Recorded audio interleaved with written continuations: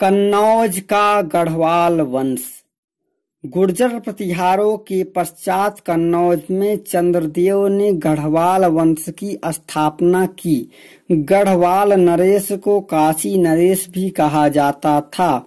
चंद्रदेव ने 1080 ईस्वी में से लेकर के 1110 ईस्वी तक शासन किया तथा महाराजाधिराज की उपाधि धारण की। उसका पुत्र मदनपाल उसका उत्तराधिकारी था। मदनपाल के पश्चात उसका पुत्र गोविंद चंद्र शासक बना। गोविंद चंद्र युवराज के रूप में उसने गजनी के राजा मसूद तृतीय को पराजित किया था। उसने पाल वंश के मगध का कुछ भाग छीन लिया तथा दक्षिणी मालवा पर भी विजय प्राप्त की। कश्मीर के राजा जयसिंह 1128 से 1149, गुजरात के सिद्धराज जयसिंह यानी 1095 से 1143 तक चोल शासक से उसके मैत्रीपूर्ण संबंध थे। विधि संबंधी कृत्यकल्पतरु का लेखक लक्ष्मीधर उसका मैत्री था। गोविंद चंद्र ने उत्काल के बौद्ध भिक्षु शाक्य रक्षित तथा चोल देश के उसके शिष्य बागेश्वर रक्षित के सम्मान हेतु उसके द्वारा संचालित जेतवन बिहार को 6 गांव दान में दिया था। 1154 ईस्वी में विजय चंद्र अपने पिता गोविंद चंद्र का उत्तराधिकारी बना। पृथ्वीराज रासो से ज्ञात होता है कि उसने अमीर खुसरो को लाहौर से खदेड़ दिया था। उसका पुत्र जयचंद्र उसका उत्तराधिकारी बना। जयचंद 1170 से 1193 ईस्वी। इसका राज्य पूर्व में गया और बनारस तक था। पृथ्वी यानी दिल्ली और अजमेर के शासक पृथ्वीराज चौहान से उसके संबंध अच्छे नहीं थे। पृथ्वीराज चौहान जयचंद की पुत्री को स्वयंवर से उठाकर ले गया था। पाल नरेश लक्ष्मण सेन ने जयचंद को युद्ध में पराजित किया। 1193 ईस्वी में प्रसिद्ध चंदावर की युद्ध में मोहम्मद गोरी ने जयचंद को पराजित किया व उसकी हत्या कर दी। इस प्रकार हिंदू शासकों के अधीन कन्नौज के प्राचीन राज्य का इतिहास समाप्त हुआ। अब हम आगे देखेंगे बुंदेलखंड का चंदेल वंश। जेजाकभुक्ति बुंदेलखंड का प्राचीन नाम था। इसके प्रारंभिक शासक प्रतिहार के सामंत थे। नन्नुक इस वंश का पहला राजा था। इसके पश्चात कुछ अन्य सामंती वाकपत जयशक्ति, विजयशक्ति, राहिल एवं हर्ष थे। चंदेलों ने खजुराहों को अपनी राजधानी बनाया। हर्ष का पुत्र व उत्तराधिकारी यशोवर्मा एक पराक्रमी शासक था। उसने कलिंजर को जीता और महोबा को राजधानी बनाया। उसने अपना राज्य गंगा तथा यमुना तक बढ़ाया। खजुराहो में यशोवर्मा ने विशाल विष्णु मंदिर यानी चतुर्भुज मंदिर बनवाया। इस मंदिर में उसने वैकुंठ को मूर्ति स्थापित कराई जिसे उसने प्रतिहार शासक देवपाल से प्राप्त किया था। उसने एक जलाशय का भी निर्माण करवाया। यशोवर्मा का पुत्र व उत्तराधिकारी धंगदेव उसी की तरह वीर पराक्रमी और महत्वाकांक्षी था। उसने अपना साम्राज्य पूर्व में वाराणसी के पश्चिम से ग्वालियर तथा उत्तर में यमुना से दक्षिण में चेदी एवं मालवा तक फैलाया। उसने महाराजाधिराज की उपाधि धारण की। धंगदेव को ही चंदेलों की वास्तविक स्वाधीनता का संस्थापक माना जाता है। धंग ने ही अपनी राजधानी कलिंजर से बदलकर खजुराहो में स्थानांतरित किया था।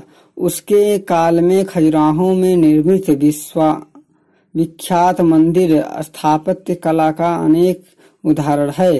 धंगदेव के पुत्र व उत्तराधिकारी गढ़देव ने महजूद गजनवी के विरुद्ध भारतीय राज संघ में सहयोग किया।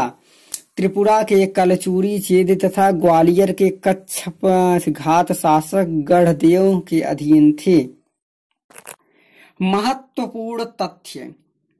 कदम राजवंश के संस्थापक मयूर शर्मन को 18 अश्वमेध यज्ञ करने का श्रेय है।